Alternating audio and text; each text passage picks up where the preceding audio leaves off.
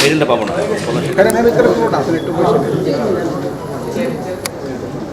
হয়ে গেছে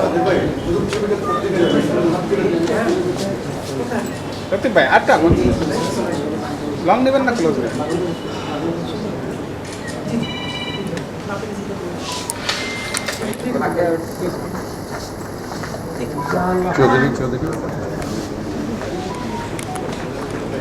পরিচিত সভাপতি জনাব হাবিবুর রহমান পলাশ মঞ্চে উপস্থিত আছেন বাংলাদেশের জাতীয়তাবাদী দল শরীয়তপুর জেলার সম্মানিত সভাপতি জনাব শফিকুর রহমান কিরণ, একটু আগে যার নাম শুনলেন জনাব মনিরুল ইসলাম, পুলিশের অতিরিক্ত মহাপরিচালক অবসরপ্রাপ্ত নবনির্বাচিত সাধারণ সম্পাদক ওবায়দুল্লাহ মামুন, মঞ্চে উপস্থিত আছেন ঢাকা রিপোর্টার্স হতে যাচ্ছে। এই অনুষ্ঠান সুন্দর হোক, সফল হোক, সার্থক হোক, সাংবাদিকদের মাধ্যমে পশ্চাদপদ এই জনপদ শরীয়তপুরের উজ্জ্বল ভূমিকা তারা রাখুক। যেহেতু সাংবাদিক শরীয়তপুরস্থ সাংবাদিক সমিতি শরীয়তপুর নামক এই জনপদের একটি গর্ব, এই আশাবাদ ব্যক্ত করি। আমি মিনিস্টার হয়েছে আমাদের শরীয়তপুরের উন্নতি তারা করেনি, রাস্তাঘাট উন্নয়ন করেনি, এবং আপনারা অনেকে জানেন যে সাজি সালামত ওখানে যে বলছে এটা কোন জঙ্গলে আসলাম ভাই, শরীয়তপুর এটা কিসের জঙ্গল, তো জঙ্গলে নিয়ে আসবেন আপনারা আমাকে। তো আমরা চাই এই সব সাংবাদিক সমিতি আমাদের এই নেতাদের নেতৃত্ব, ওনাদের কথা শুনে ওনাদের সাথে নিয়ে, বিশেষ করে রফিকুল ইসলাম আজাদ আমাদের নেতা, আমাদের কাঞ্চন ভাই আছে এখানে নির্বাচন কমিশনার, এবং আমাদের তো বিখ্যাত সাংবাদিক চাজাদিনের ছিল আমাদের, আমিও তার শিষ্য, সেও দুজন আমরা একজনের শিষ্য, শফিকুল, আমরা শফিক নির্মাণের শিষ্য, আমি এবং শান্ত শাখা, আমরা তাকে দেখতে পাচ্ছি মঞ্চে, আমার খুব ভালো লাগতেছে। আমরা বেনজির আহমেদ অসাধারণ একজন সাংবাদিক নেতা এবং আমাদের গর্ব, তিনি তার সাংবাদিকতা পাশ করেছে বাংলা মিশনের নিজের রিটার। এবং আমরা যারা এক্সিস্টিং জার্নালিস্ট, যারা আমরা জার্নালিজম করি, সাংবাদিকতা করতে করতে এখানে আসছি, তারাই সংগঠনের নেতা, সংগঠনের থাকলে না ভালো হয়। এবং তিনি বাংলা মিশনে আছেন, আমি চ্যানেল আই টেলিভিশনে আছি, আপনারা অনেকেই জানেন যে আমি চ্যানেল আই জয়েন্ট ডিজিটাল এবং একই সাথে আমি হেড অফ প্রোগ্রাম, এবং আমরা একটা বিখ্যাত প্রোগ্রাম আছে টু দ্য পয়েন্ট, যেটিতে বিচারপতি মানিক ভাইরাল হয়েছিল এই 5 আগস্টের গণঅভ্যুত্থানের আগে। তো আমি খুব গৌরব বোধ করি যে আমি শরীয়তপুর থেকে এসে আমি বাংলাদেশের সাংবাদিকতা জগতে আমি একটা জায়গা অর্জন করেছি। তো আমরা আমাদের যারা মঞ্চে বসে আছেন তাদের নিয়ে, এবং যারা নতুন কমিটিতে আসছে, আমি নতুন কমিটিতে নাই, কিন্তু আমি আসি, থাকবো, মরার আগে পর্যন্ত শরীয়তপুর সাংবাদিক সমিতি থাকবো। পলাশ কিংবা মামুন কিংবা এই কমিটি জানে যখন আমাকে কিছু বলবে, যদি কোনো কপারেশন করার থাকে, হ্যাঁ, এবং আমি মনে করি পলাশের জয় মানে এটা আমার জয়, রেজাউল হকদার জয়, ও অনেকের জয়। আমি ইলেকশনে দাঁড়াচ্ছি, এটা একটা নাটক, এই নাটকে আমি নাটক মঞ্চে আমি হেরে গেছি, কিন্তু আমি জিতে গেছি, কারণ এটি আমার প্রথম আমার ইয়ে ছিল যে পলাশ প্রেসিডেন্ট হবে। পলাশের নেতৃত্বে নতুন কমিটিকে আমি আবেদন জানাই, তারা যেন যে সমস্ত মানে প্রতিশ্রুতি দিয়েছে, সাংবাদিকদের কল্যাণে থাকবে, দেশের কল্যাণে থাকবে, শরীয়তপুরের কল্যাণে থাকবে, শরীয়তপুর সাংবাদিক সমিতি ঢাকার কল্যাণে থাকবে, এই কামনা করি আমি আমার বক্তব্য শেষ করছি। আজকে কোনো ভেদাভেদ নাই, আমরাই শরীয়তপুর সাংবাদিক সমিতি ঢাকা। আমি চাই যে আমাদের যারা সিনিয়র সাংবাদিক আছে এবং জুনিয়র সাংবাদিক সব মিলিয়ে আজকে 90 জন 94 জন সদস্য, এটা যেন 900 সাংবাদিকে পরিণত হয়। নানা রকম উন্নয়নের স্বার্থের এই সংগঠন শরীয়তপুর সাংবাদিক সমিতি, যেখানে আমরা কাজ করি এবং আমরাই পরবর্তীতে বিভিন্ন সময় ধারাবাহিকভাবে দায়িত্ব নিয়ে কাজ করব। এখানে কোনো ক্ষমতার কোনো শব্দ নেই, দায়িত্বপ্রাপ্ত মানুষ আমরা। তো যাই হোক, এই প্রথম একটা নির্বাচন হলো, নির্বাচনের জন্য আজকে আমরা নতুন কমিটিকে অভিষেক এবং বরণ করার জন্য আজকের আয়োজন।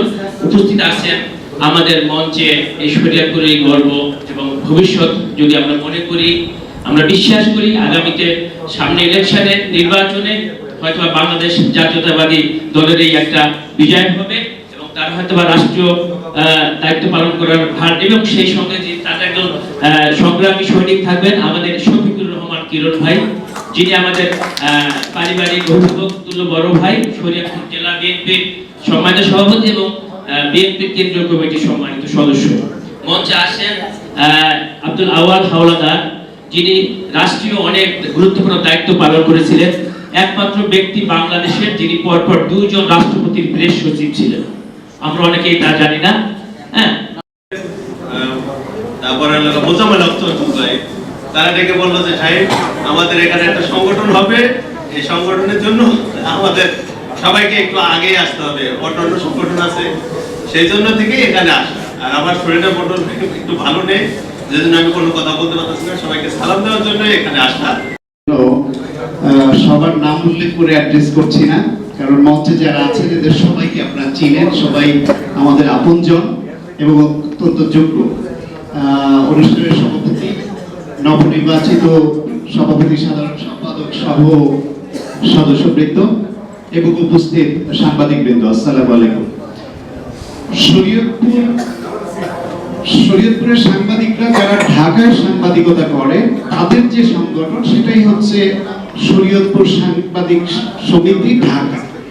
এখন এটার পরিধি যে এত বড়, সত্যি কথা বললে আমার বন্ধু রেজা ওইটাই যুক্ত আছে, ওর মাধ্যমে আমি খবরাখবর জানতাম, কিন্তু এটার পরিধি যে এত বড় এটি এর আগে আমি জানতাম না।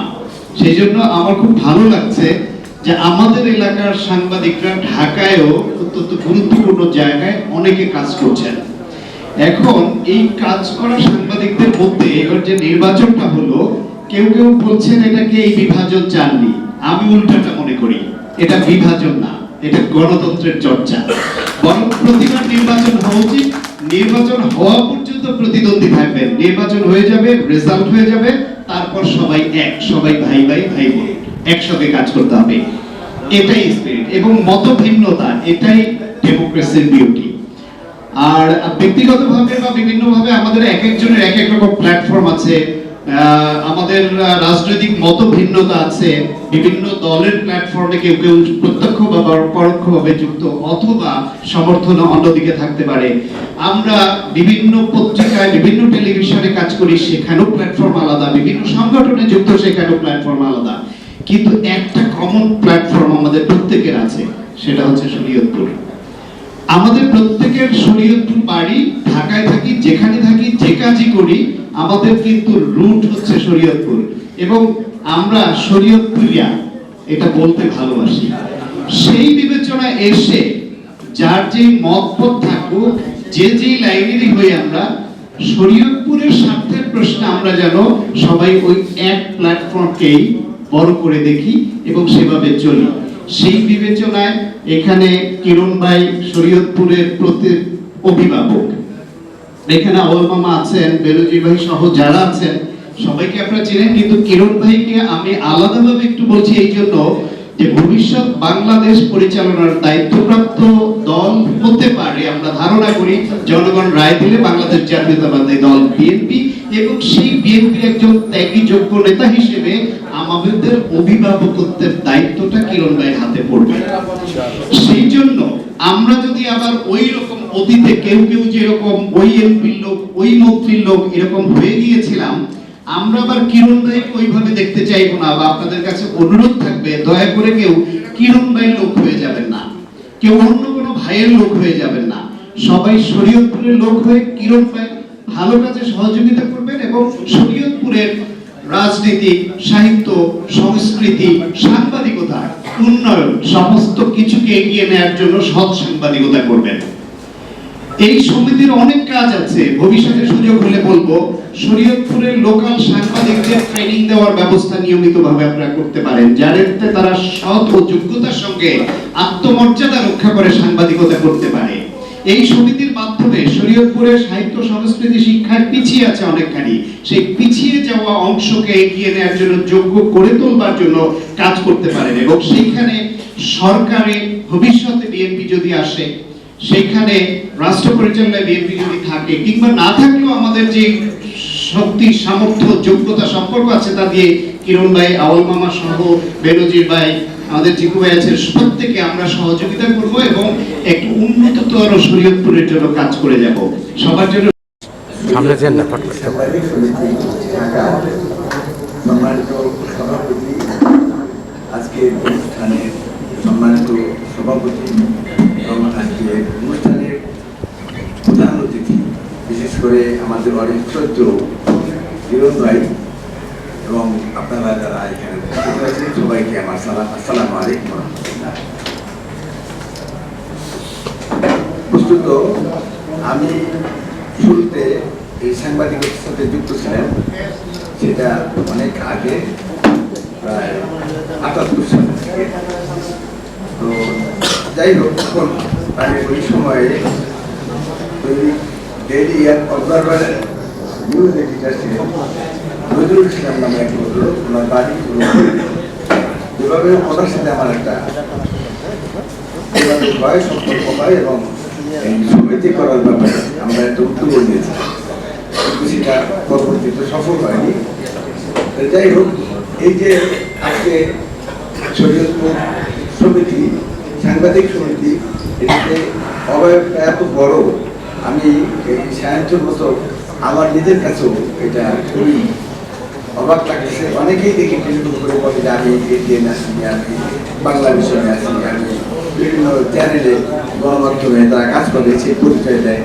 এটা অনেক ভালো লাগে এবং এটা যে শরীয়তপুরের সাংবাদিকরা তারা যে বাংলাদেশের অনেক বড় বড় গণমাধ্যম নিয়ন্ত্রণ করতেছে, এটা আমার কাছে অত্যন্ত মানে গর্বের একটা বিষয়। আমরা মনে করি আমাদের শরীয়তপুরের সেলিব্রিটিদের মধ্যে সাখাওয়াত হোসেন যেখানে উপস্থিত আছে, সে একজন পারা পুরো বাংলাদেশ এবং বিশেষ করে বাংলা ভাষী মানুষের মধ্যে সেলিব্রিটি। এবং আরেকজন সেলিব্রিটি আছে তৃতীয় মাত্রার জিল্লুর রহমান, সেখানে উপস্থিত নাই, কিন্তু সেও একজন সেলিব্রিটি।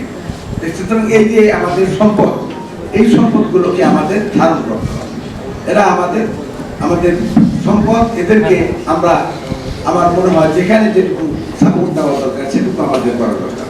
আমাদের কিরণ ভাই আমাদের নেতা, উনি আমাদের অভিভাবক, উনি আমাদের দিক নির্দেশনা দিবেন এবং আমরা এই অনুষ্ঠানে আমরা যারা উপস্থিত হয়েছি, আমরা মনে করি যে আমরা এইটা শরীয়তপুরের একটাই পরিচয়, যে শরীয়তপুর, আমি শরীয়তপুরে, এই পরিচয়টাই আমাদের প্রথম এবং প্রধান হোক, এই কামনা করে আমি শেষ করছি। আয়োজন করেছে আজকের অনুষ্ঠানে আমাদের মাঝে উপস্থিত হয়েছেন আমাদের শরীয়তপুর, সেই জন্য আমরা অপেক্ষায় থাকবো। শরীয়তপুর জেলা সমিতি নামে একটা সমিতি আছে, আমরা কোনো কার্যক্রম পাই না, আমরা কোনো দাওয়াতও পাই না, আপনারা পান কিনা আমরা জানি না, সেই জন্য আমাদের কোনো অভিযোগ নাই। এই শরীয়তপুর সাংবাদিক সমিতি ঢাকায় শরীয়তপুরের উন্নয়নের জন্য প্রতিনিধিত্ব করবে। আমাদের রাজনৈতিক নেতাদের সাথে তাল মিলিয়ে আমরা তাদের পাশে থাকবো এবং সাংবাদিকতা, উন্নয়ন সব একসাথে আমরা এগিয়ে নিয়ে যাবো, সেই প্রত্যাশায় পঙ্গু হয়েছে। আমি আমার বক্তব্য শুরু করছি। সাংবাদিকতা একটি পবিত্র কাজ। আমরা যেমনি ভাবে দেখি একজন ডাক্তারকে যেভাবে সম্মান দেই, ঠিক তেমনি কিন্তু আমরা অতীতের কথা বলছি, বর্তমানে না, আমরা সাংবাদিকদেরকে ওইভাবে সম্মান দিয়েছি। আমরা দেখেছি স্বৈরাচারী সরকার এসে দুইটা বিভাগকে কলঙ্কিত করেছে, যাদের প্রতি মানুষের বিশ্বাস ছিল না এবং ঘৃণাটাই ছিল বেশি। সেখানে আমরা দেখেছি আমাদের গণতন্ত্র হত্যা করেছে এই স্বৈরাচারী শেখ হাসিনা, পুলিশ বাহিনীকে দিয়ে আমাদের দেশের সাধারণ মানুষকে খুন করেছেন, বিভিন্ন বিরোধী দলের নেতা কর্মীদেরকে গ্রেফতার করেছেন, অন্যায়ভাবে ছেলে নিক্ষেপ করেছেন, কাউকে কথা বলার অধিকার তারা কাছ থেকে ছিনিয়ে নিয়েছে। তেমনভাবে আমাদের মনের কথাগুলা প্রকাশ করার মতো কোনো মিডিয়া আমাদের ছিল না, বা আপনারা পারেননি, আপনাদেরকে বাধ্য করেছে সেই মিডিয়াগুলোকে তাদের মতো চলাতে। তারই পরিপ্রেক্ষিতে আমি বলবো অনেক সাংবাদিক দেশ ছাড়া হয়েছে, অনেক সাংবাদিক শহীদ হয়েছে। আজকে আপনারা সবাই আমার থেকে আরো বেশি ভালোবাসা জানেন। আমি এই জন্য আপনাদের কথা দুইটা বিভাগের কথা বলছি, এতে আপনাদের দায়িত্ব অনেক, দেশ, জাতি এবং জনগণকে নিয়ে। আমার ভাগ্যকে পরিবর্তন আপনারা করতে পারেন। তেমনি ভাবে আমিও কিন্তু সাংবাদিকরা তাদের অত্যাচারে আমি বলবো অত্যাচার আমার উপর হয়েছিল। আমি যার পরিপ্রেক্ষিতে আমি দেশে আসতে পারিনি, দেশে আসার মতো অবস্থা হয়নি। সে আমাকে নিয়ে বিভিন্ন পত্র পত্রিকাতে 2006 সালে অনেক লেখালেখি হয়েছিল, মিডিয়াতে বিভিন্ন জায়গায়। সেই স্টাইল পরিপ্রেক্ষিতে আমার দেশে আসা হয়নি, একটা মিথ্যা মামলা আমাকে দেওয়া হয়েছিল। ঠিক এমনি ভাবে অনেক নেতা কর্মীদের মিথ্যা মামলা দেওয়া হয়েছে, পত্রিকাতে ফলাও করে উঠেছে, ছবি সহকারে বিভিন্ন মিথ্যা ভাবে, সেগুলো আপনারা দেখেছেন। কিন্তু আমি আপনাদের প্রতি অনুরোধ করব, আমার শরীয়তপুরবাসী যারা সাংবাদিক রয়েছেন, আপনাদের পাশে আমরা থাকবো। আজকে আমাদের মাঝে আরো নেতৃবৃন্দরা রয়েছে, তারা আপনাদের পাশে থাকবে। এই সরকার, এখন যে বর্তমান সরকার আসছে, এই সরকারকে আমরা 100% সহযোগিতা করছি। আমাদের এখন ভয় নেই যে আমাদের গ্রেফতার করা হবে, আমাদেরকে জেলে নিক্ষেপ করা হবে। তাই আমরা অনেক কথা এই সরকারে থাকা অবস্থা বলতে পারি। পাশাপাশি আজকে আমার বক্তব্যটা শুধু ঘরেই না, এই বক্তব্য সারা বিশ্বব্যাপী চলে যাবে, অনেকেই দেখবে।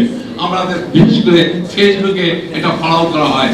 আমি দলের পক্ষ থেকে আপনাদের বলছি, আমার নেতা তারেক রহমানের পক্ষ থেকে আপনাদের বলছি, আপনারা সাংবাদিকরা আপনারা যদি দেখেন মদিনা আহমেদ জিন্টু কোন চাঁদাবাজির সাথে সংযুক্ত আছে, আপনারা ফলো করে এটা লিখবেন প্রমাণ সহকারে। আপনারা প্রমাণ ছাড়া লিখতে যাবেন না, দয়া করে। একটা মানুষের রাজনীতি ধ্বংস হয়ে যাবে আপনাদের মিথ্যা রিপোর্টের উপরে। আবার একটা রাজনীতি, একটা মানুষের এবং একটা সমাজের জাতির উন্নয়ন হবে আপনাদের একটা রিপোর্টের উপরে। তাই আপনাদেরকে আমি অনুরোধ করবো, আপনারা সাংবাদিক ভাইদের প্রতি, আপনারা ভাই বোনদের প্রতি আমার অনুরোধ থাকবে, আপনারা সঠিক নিউজ দিবেন।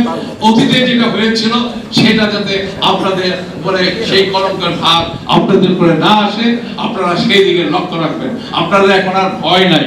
আপনারা দেখেছেন আসিফ নজরুল প্রথম যখন বক্তব্য দিয়েছিল, তখন বলবে আমাদের ভুলগুলো আপনারা লিখবেন, আমাদের ভুলগুলো আপনারা বলবেন। এই কথাগুলো আপনারা অবশ্যই জানেন।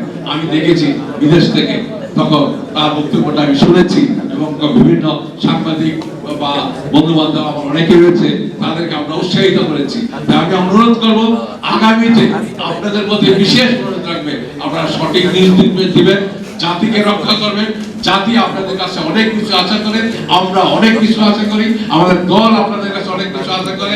আমি দলের পক্ষ থেকে আবারও বলছি, আমরা সবাই আপনাদের পাশে থাকবো। আর বিশেষ করে শরীয়তপুরের ব্যাপারে যদি কিছু করণীয় থাকে আমাদের, আপনারা বলবেন, সেটা আমরা আপনাদের পাশে থেকে আপনাদেরকে এগিয়ে নিয়ে যাব।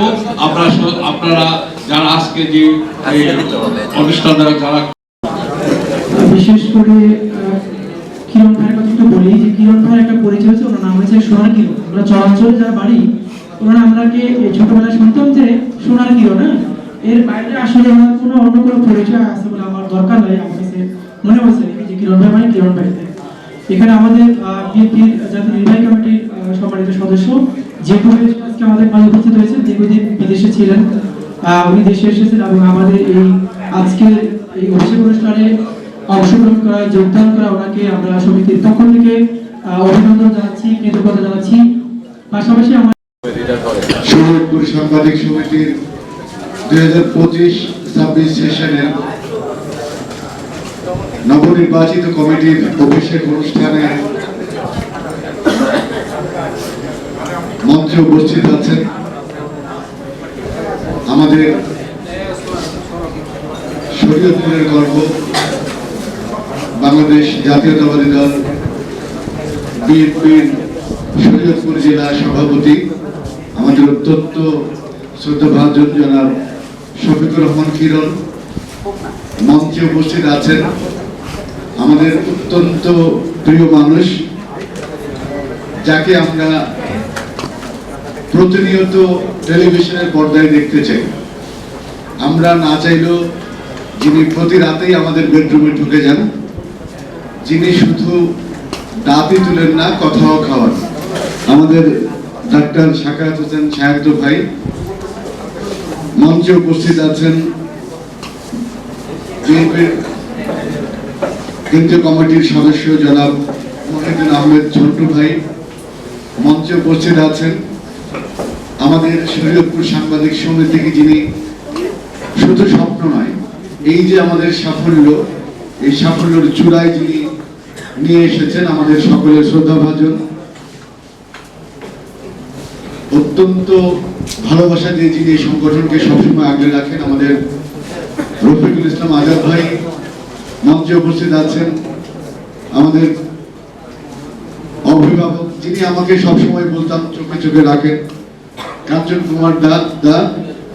তারপরে আছেন আমাদের শপথ চৌধুরী, আমাদের শরীয়তপুর সাংবাদিক সমিতিকে যিনি সবসময় অর্থ যেখানে আমরা ঠেকে যেতাম, যিনি সবসময় আমাদের শেষ ভরসার জায়গা হয়ে থাকতেন, আমাদের শাহিন ভাই আছেন। এরপরে মঞ্চে উপস্থিত আছেন আমাদের অভিভাবক, আমার অভিভাবক শরীয়তপুর সাংবাদিক সমিতি, যিনি শুরু থেকে আমাদের ঐক্যবদ্ধ থেকে কাজ করার প্রেরণা দিয়েছেন, জনাব রেজাউল হক রেজা।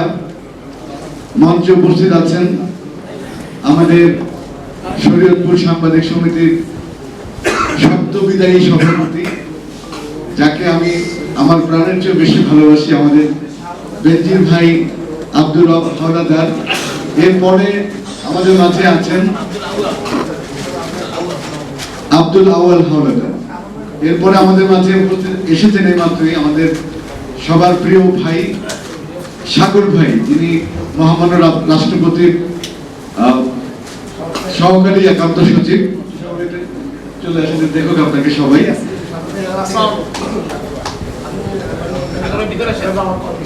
হ্যাঁ, আমার বড় ভাই, আমার কলিগ, যিনি আমাকে রিপোর্টিং শিখিয়েছেন হাতে কলমে।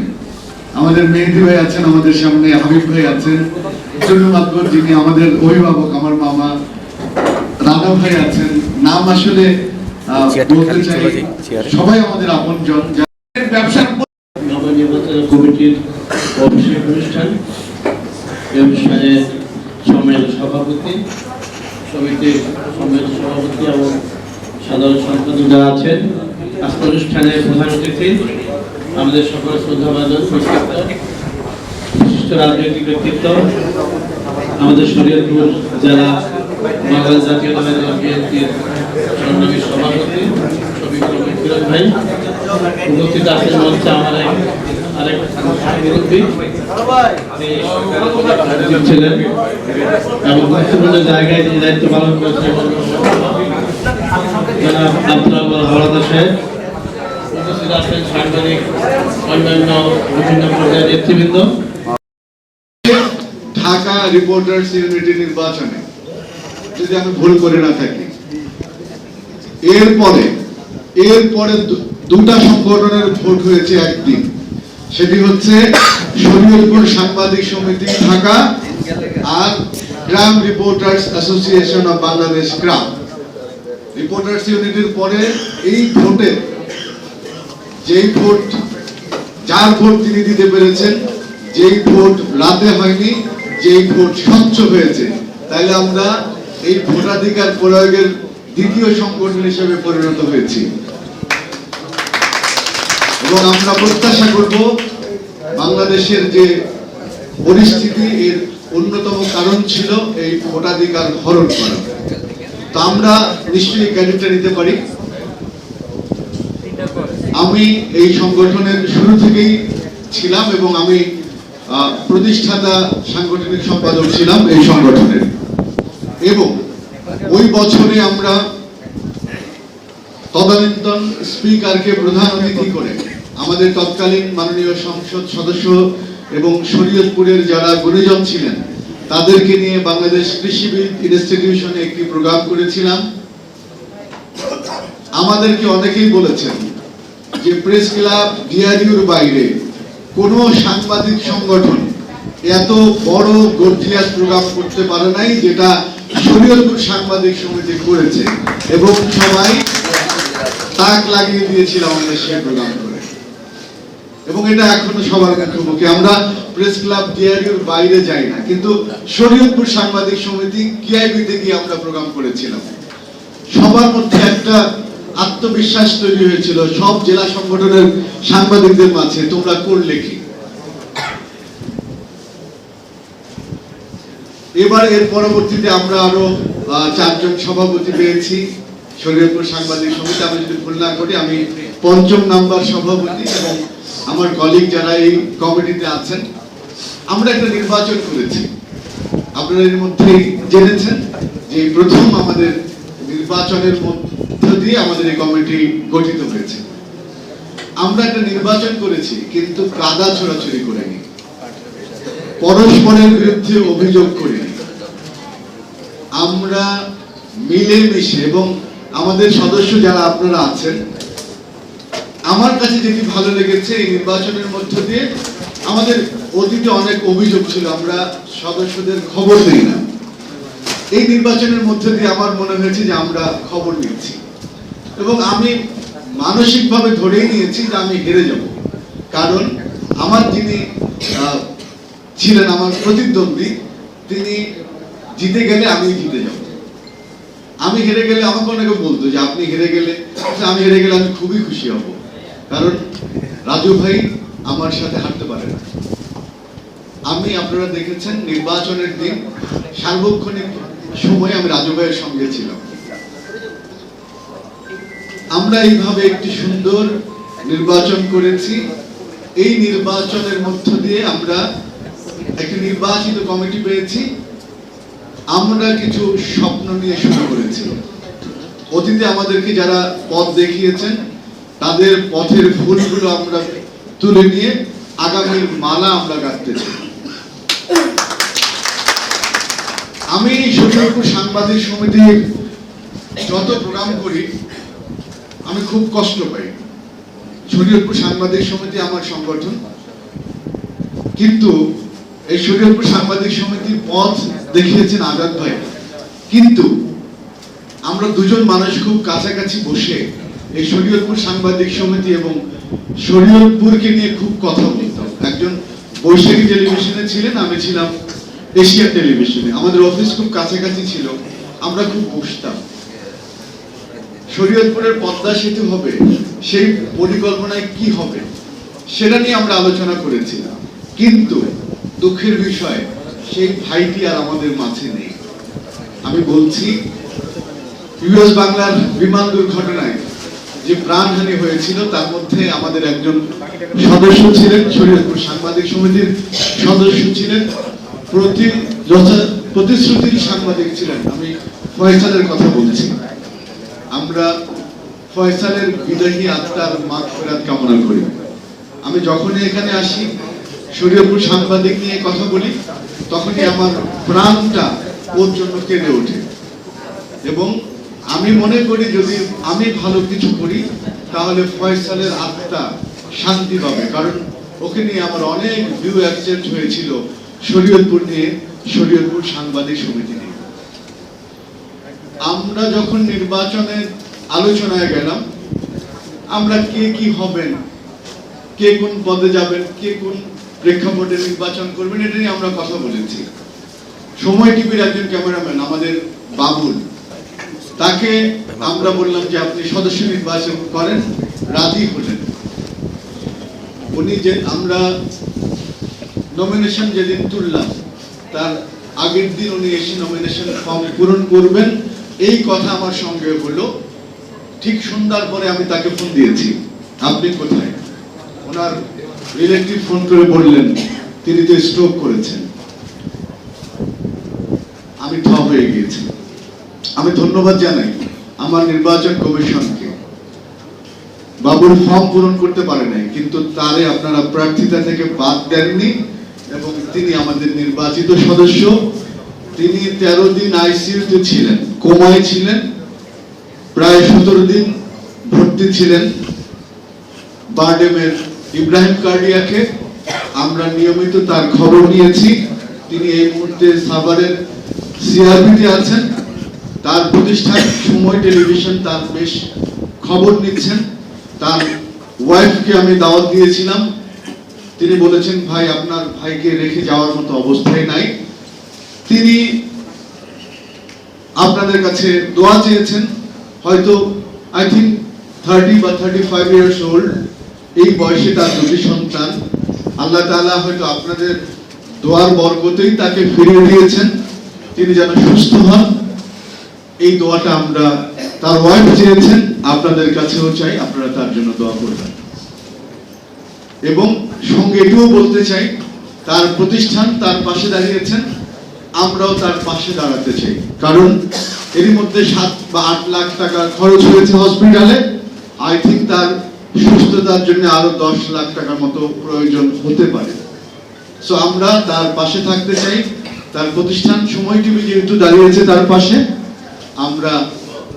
আমরাও দাঁড়াতে চাই তার পাশে। আমরা কিরণ ভাই থেকে শুরু করে এই ডায়াসে যারা আছেন, আপনারা যদি একটু আমাদেরকে সাহস দেন, নিশ্চয়ই আমরা আমাদের এই ভাইটির জন্য কিছু করতে পারবো। আমাদের এক ভাইয়ের বাচ্চা, 6 মাসের বাচ্চা, ইন্ডিপেন্ডেন্ট টেলিভিশনের, আমাদের নির্বাচনকালীন সময় তার 6 মাসের বেবিটার পেটের খাদ্যনালী অপারেশন হয়েছে, কেটে অপারেশন হয়েছে। খুব ছোট্ট একটা বেবি, আমরা তাকে হাসপাতালে দেখেছি, তার খবর নিয়েছি, তার পাশে ছিলাম। আমাদের সাব্বিরের বাবার ক্রিটিক্যাল ছিলেন, আইসিইউতে নিতে হয়েছে, তার কিডনির অপারেশন।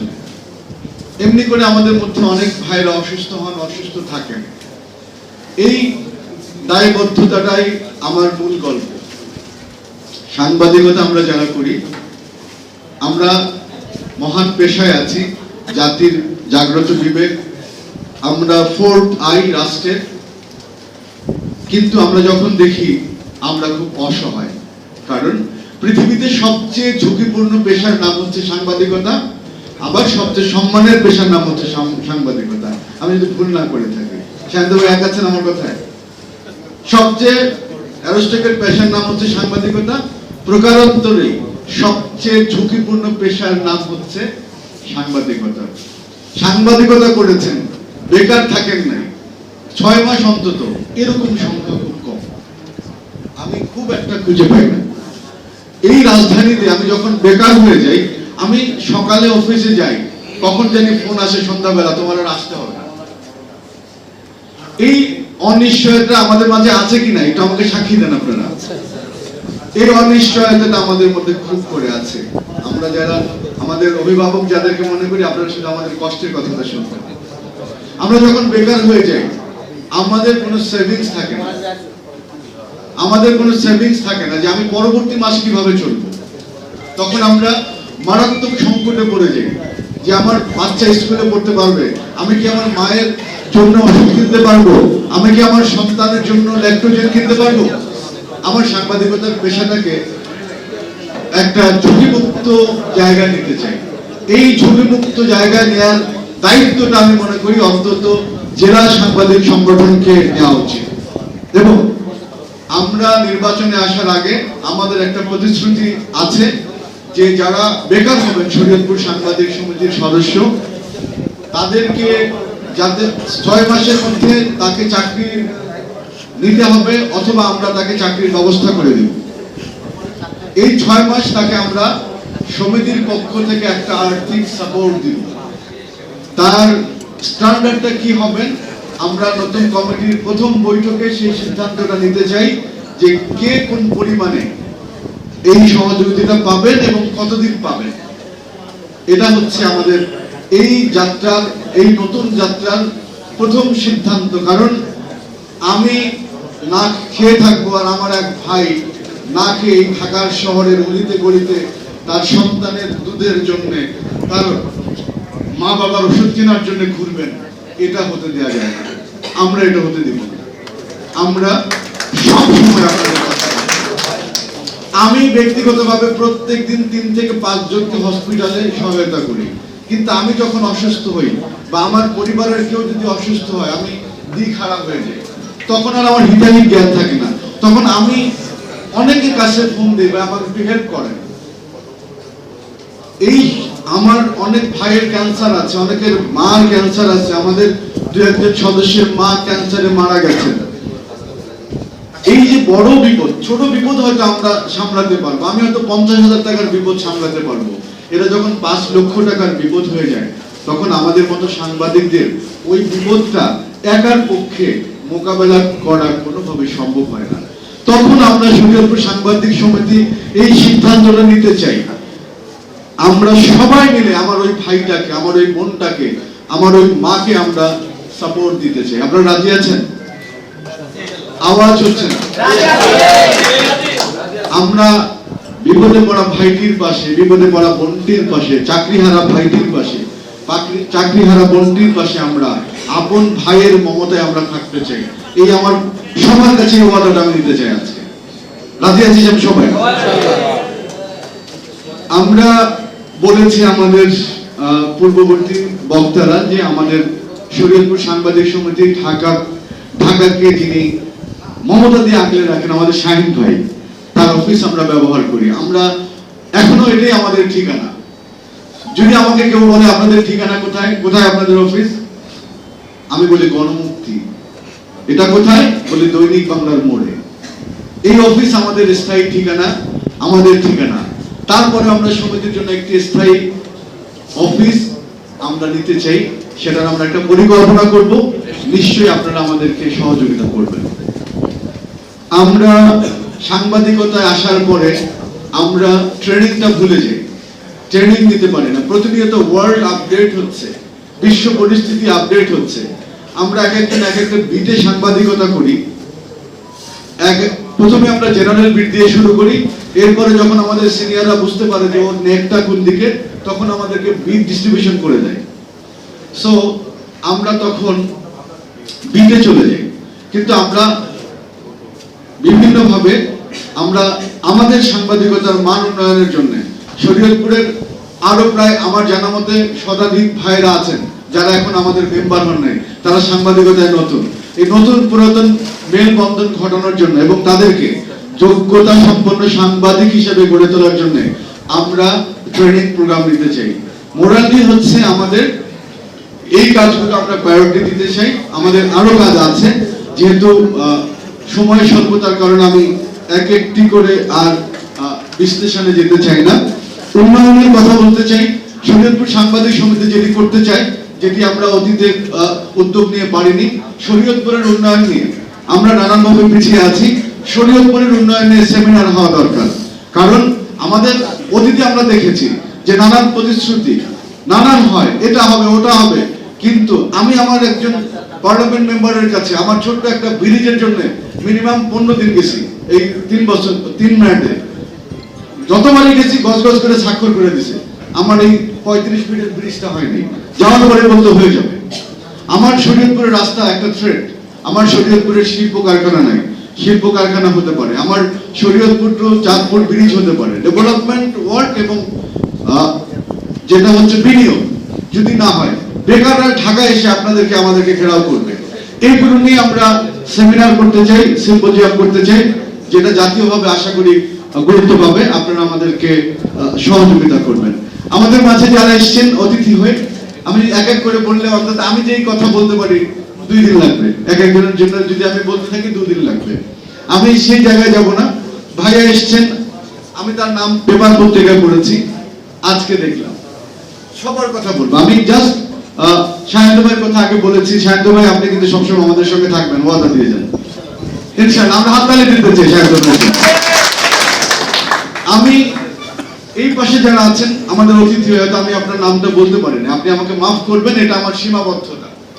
বাট আপনাদের সঙ্গে নিয়ে আমরা ভবিষ্যতে এই প্রেস ক্লাবে আমরা প্রোগ্রাম করলাম, আমরা কেআরবিতে করেছি, আমরা চীনমন্ত্রী সম্মেলনে প্রোগ্রাম করতে পারবো না, এরকম কোনো বাধা আছে আমাদের জন্য? আমরা সেটাও করতে চাই। আমরা যে বলতে আমি কনক্লুশনে যেতে চাই, সেটি হচ্ছে যে শফিকুর রহমান কিরণ, তাকে আমি চিনি, দ্যাট ওয়াজ 95 or 94। তার নির্বাচনের সুন্দর পোস্টার দেখতাম আর বলতাম যে এই একটা মানুষ এত সুন্দর হয় কিভাবে। তখন মনে হয় সাদা কালো পোস্টার ছিল, একটা মানুষ এত সুন্দর হয় কিভাবে। তখন আমি হয়তো 5 বা 6 এ পড়ি এই সময়টাতে, 8 বা 9 আমি তখন মোল্লারহাট, তারাবনিয়া এই দিকে যেতাম, তখন দেখতাম যে একটা সুন্দর মানুষের একটা পোস্টার। মুক্তি রপ্তানিকারক। আমি ইকোনমিক্স বিটের রিপোর্টার। আমি যোদ্ধারা আমাদের অর্থনীতিকে ধস নামাতে দেননি। এই রেমিটেন্স যোদ্ধাদের পেছনে যারা নেপথ্যের কারিগর, তাদের অন্যতম একজন মানুষ হচ্ছেন আমাদের আজকের প্রধান অতিথি জনাব শফিকুর রহমান কিরণ। আপনারা ধারণা করতে পারেন যে কতজন মানুষ উনি এই বিদেশে পাঠিয়েছেন? একজন একটু বলতে পারবেন আমাকে? ধারণা আছে? 18 লাখ। 18 লাখ মানুষকে তিনি কর্মসংস্থান করেছেন। হাতটা ছোট হয়ে গেছে। 18 জন বলে গেছে। 18 লাখ ভাই, এই যে মানে বাংলা এই লোকগুলোকে যারা 18 লাখ মানুষকে যিনি কর্মসংস্থানের ব্যবস্থা ভাবে যে অ্যাওয়ার্ড দেয়, রেমিটেন্স আমরা মানি না। আমরা মন্ত্রী চাই, কারণ অনেক সময় অবহেলা করে, যদি বিএনপি ক্ষমতা আছে শরীয়তপুরে তো মন্ত্রী দিবে না। এই ব্যারিয়ার থেকে আমরা বের হতে চাই। আমরা শরীয়তপুরকে সাংবাদিকতা, আমরা রাজনীতির ঊর্ধ্বে, কিন্তু শরীয়তপুরের প্রশ্নে আমরা আপোষহীন। অতীতেও ছিলাম, আগামীতেও থাকবো। আমাদের নেতৃত্ব শরীয়তপুরকে, কেউ বলেছিলেন শরীয়তপুরকে সিঙ্গাপুর বানাবেন, আমরা কিন্তু সিঙ্গাপুর হতে পারি নাই। আমরা সেজদা দিতে দেখেছিলাম পদ্মা ব্রিজে, দুর্ভাগ্যজনক ওই মানুষগুলো পদ্মা ব্রিজের ওপেনের দিন মঞ্চে যেতে পারে নাই, বলেছে করোনা। পরে শুনলাম ওই 3 এমপি মহোদয় একসাথে বসে করোনার মুহূর্তে একসাথে লাঞ্চ করেছে পদ্মা নদীর মাঝখানে। আমরা শরীয়তপুরকে ভালোবাসি, শরীয়তপুরের উন্নয়ন হতে হবে। শরীয়তপুরের একটা বিশ্ববিদ্যালয় অনুমোদন হয়ে আছে, এই বিশ্ববিদ্যালয়ের কাজটি যাতে এগিয়ে নেওয়া যায়, সেটা নতুন ভাবে আমাদেরকে পরিকল্পনা নেওয়া উচিত, পরিকল্পনা করতে হবে। কারণ আমাদের সবাইকেই শুধু আমরা ঢাকামুখী হব কেন, ওখানে কর্মসংস্থান হবে, বিশ্ববিদ্যালয় হবে। তো আমি বিক্ষিপ্ত ভাবে অনেক কথা বললাম। আমি এবং আমার সামনে যারা আছেন, আমার মাকে যিনি এসছেন,